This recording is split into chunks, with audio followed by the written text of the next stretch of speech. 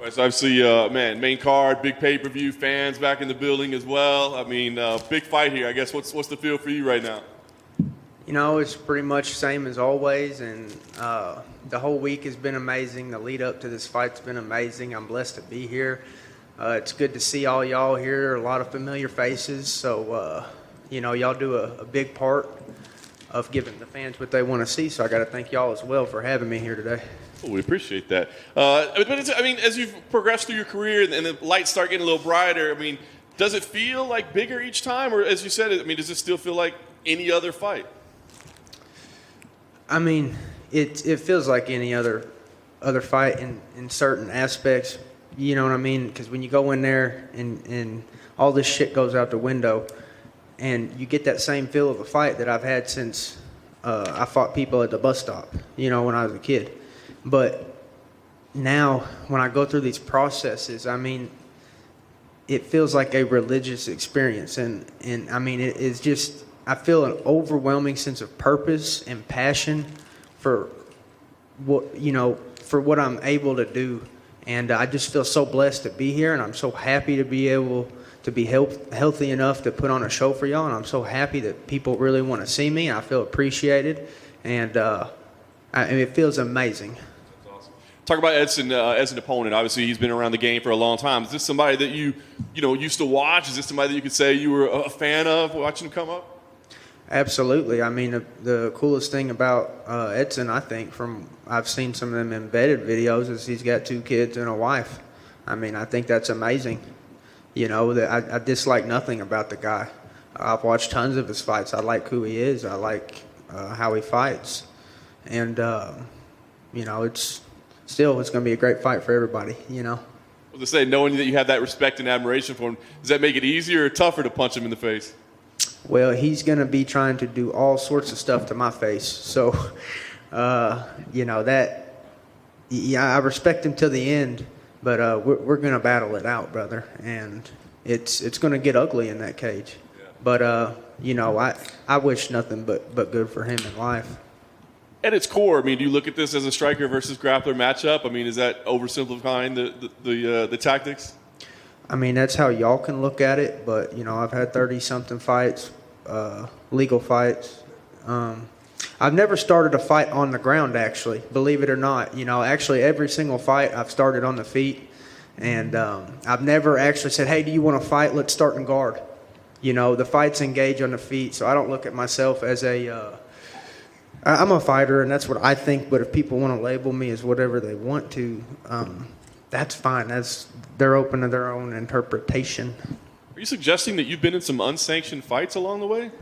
God, I ain't suggesting it. I'm freaking telling you. Right. Look, a win here, I mean, top 10, I mean, maybe top 5. I mean, there's, you know, you're dealing with the elite of the division. So I just wonder, I mean, you got to win this fight. But if you started carving out the path of, man, I could beat this guy and that guy, and now we're talking title shot. Of course, brother. That's what I've envisioned, and I'm getting closer and closer to it, and I'm going to give it everything I have in my ability to get there. And as you kind of get the spotlight growing on, you know, people have been talking a lot about your political views and how you feel about things. And so I just wonder, like, do you welcome that, the opportunity to talk about the things that you believe in, or do you feel like, man, I got to maybe not start talking. Maybe I need to stop talking about that stuff and just focus on fighting?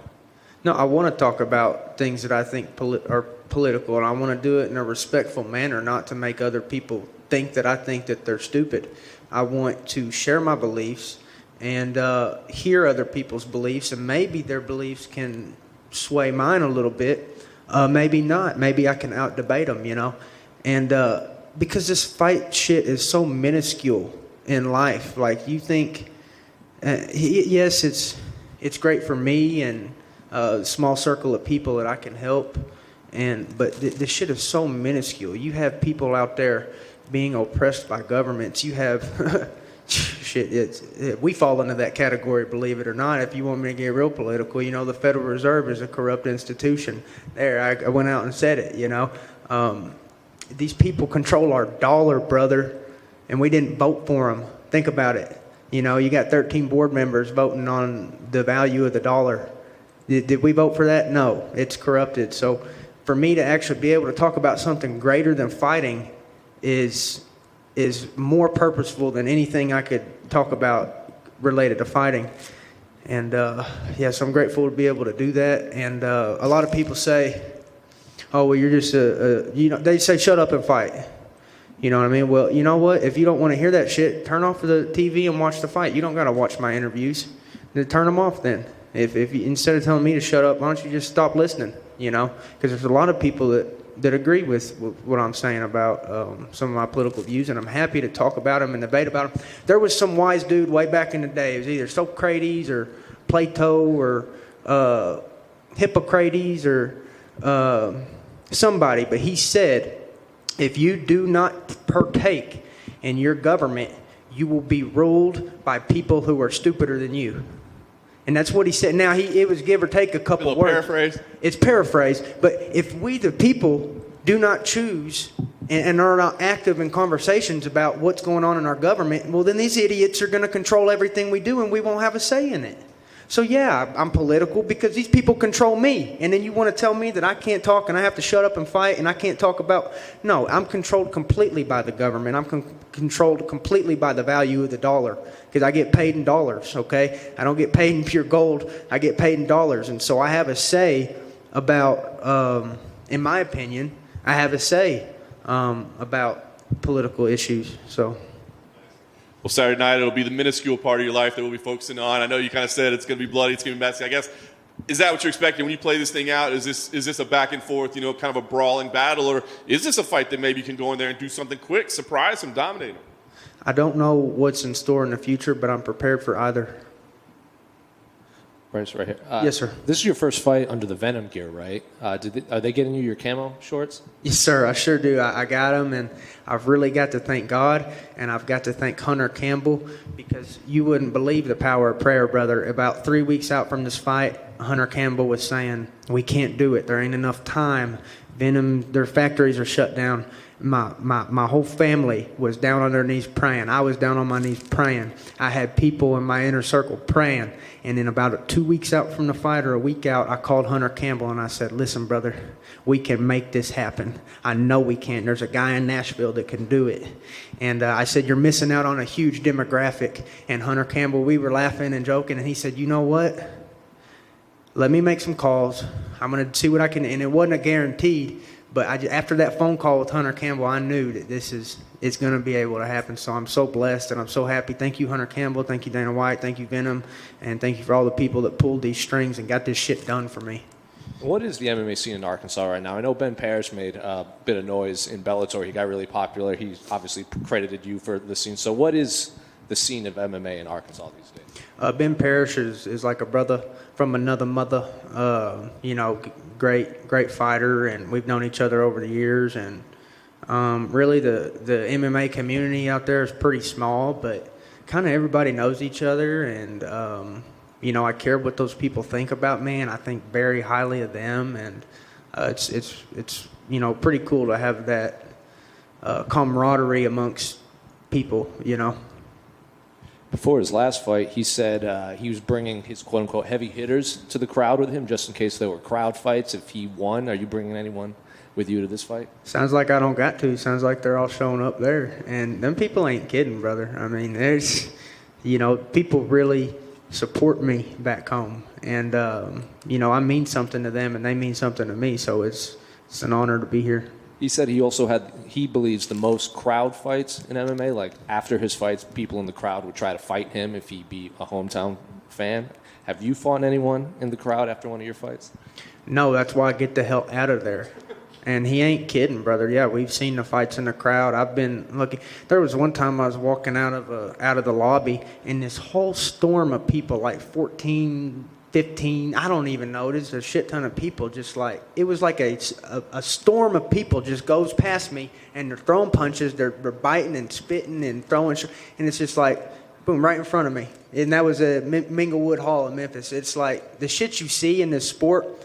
Y'all probably wouldn't believe some of the shit that I've seen.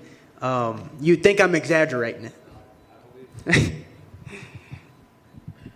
Have you managed to have much studio? Bryce, down to your left here. Oh, what's up, brother? Thank you. Have you managed to have much studio time during your training camp?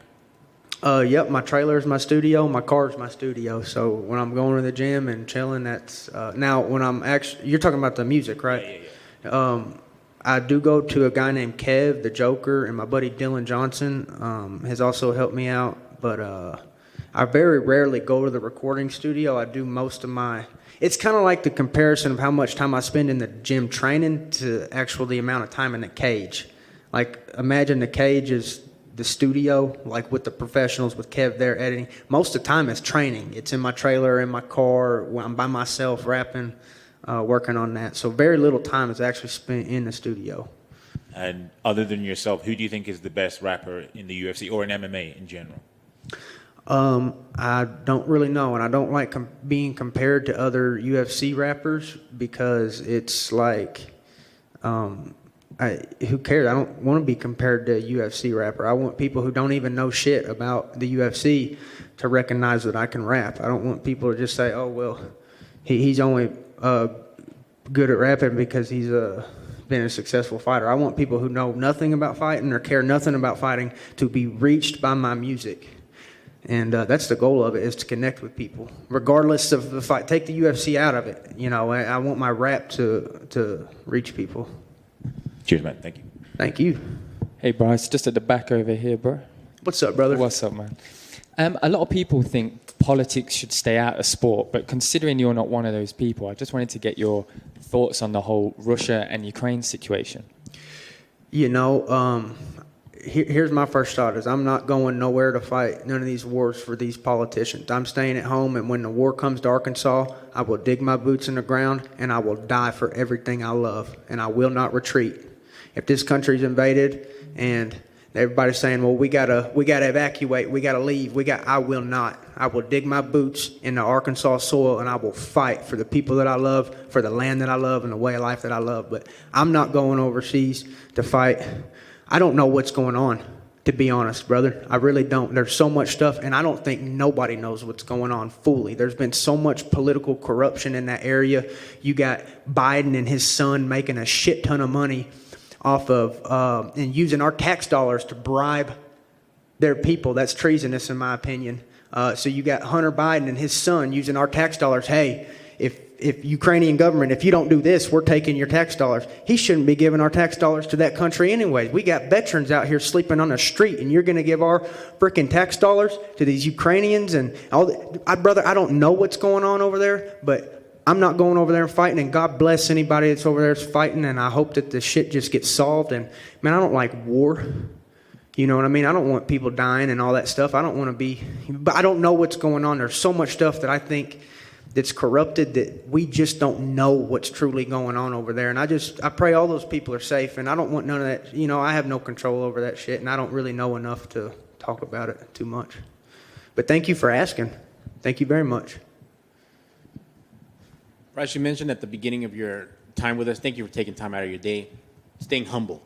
You're on the main card, putting music together. You're here with the press conference. You got the camouflage shorts coming. How do you stay humble with all this attention and climbing up the ladder?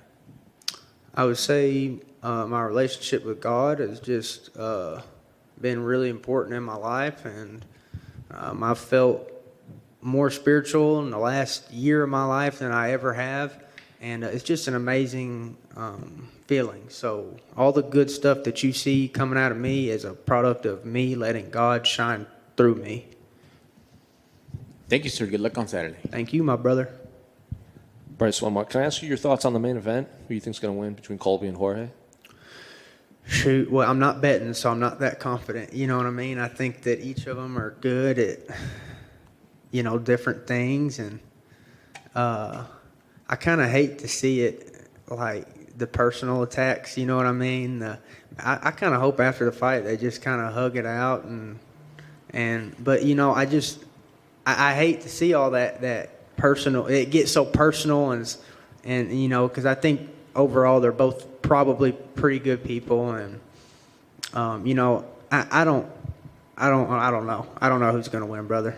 I hope that both of those guys leave that cage healthy, because they're talking about wanting to kill each other and all that, and I hope that neither of them dies. I hope that both of those people go home healthy. I know they have a lot of people that care about them back home, so that's what I hope. Yes, sir. I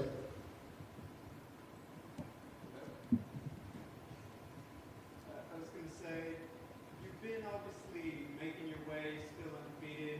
When you look at fights like, for example, Volkanovski and the Zombie, you see Max Holloway up there, like, are you getting to that point where you're imagining what it's going to be like when you get to those fights yourself? Absolutely, brother. You have to envision all this stuff for it to come true. If you don't believe it and envision it, it's, you know, nothing's ever done if you don't think about it first. If you don't see it happening, everything you do, you think about doing it before you do it. So absolutely, my brother. Thank you. Thank you. All right. Thank y'all very much. Appreciate you.